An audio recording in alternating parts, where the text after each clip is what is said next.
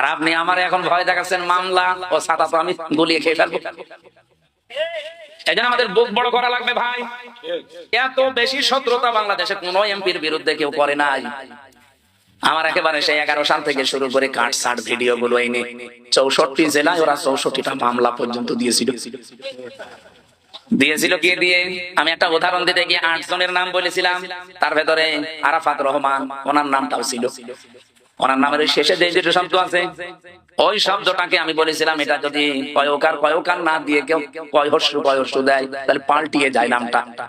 এরকম আরো 8টা নাম বলেছিলাম, সেগুলো বলে নাই। এই 15 সেকেন্ডের ভিডিও ছেড়ে 64 জেলায় 64টা মামলা দিয়েছে। ওরা মনে করেছিল মামলা দিলে মনে হয় এ বসে যাবে। আরে ভাই, আমি তো আয়না ঘরে থাকা মানুষ। জেল তো আমার কাছে শ্বশুর বাড়ি মনে হয় না। ঘরে থেকে আমি ফাঁসির কন্টেম সেলের ভেতরে ছিলাম 3 বছর খেয়ে না খেয়ে। আমি ঝুলেছিলাম প্রায় 11 ঘন্টা, মাথা নিচের দিকে পা উপরের দিকে দিয়ে।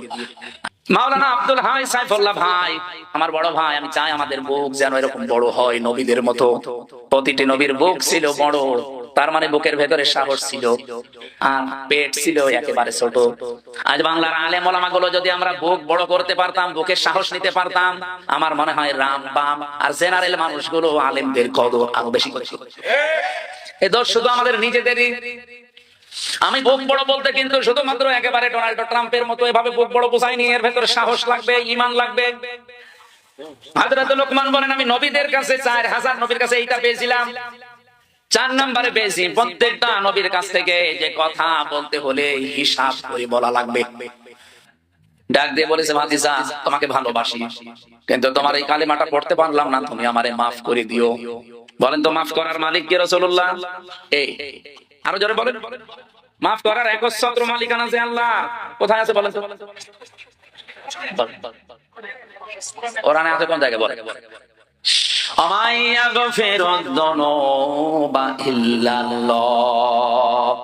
সূরা আলে ইমরানের ভেতরটা মাঝে আছে রব্বুল আলামিন জানিয়েছেন মাফ করতে পারে গুনাহ শুধুমাত্র আল্লাহ ছাড়া মাফ করার ক্ষমতা কারো নেই। যদি আপনি হক বলে ইবাদত নষ্ট করেন, এটা আবার আল্লাহর না, এটা বান্দার। আপনি কোন বৈধ কাজ করা লাগবে, এই জায়গায় যদি ঘুষ নিয়ে থাকেন আপনি বান্দার হক নষ্ট করেছেন। এই হকটা দুনিয়ায় থাকতে হয় ফেরত দিয়ে যাবেন, নাই কিয়ামতের দিন নেকি দিয়ে ফেরত দেওয়া লাগবে, এরপরে মাফ হবে। আল্লাহর সাথে যে অধিকার গুলো এগুলো আল্লাহ মাফ না করলে পৃথিবীর কারো বাবারও ক্ষমতা নেই মাফ করার। এই জন্য বহু বছর কোন গুনাহ কেউ মাফ করতে পারে না ইল্লাল্লাহ, আল্লাহ ছাড়া।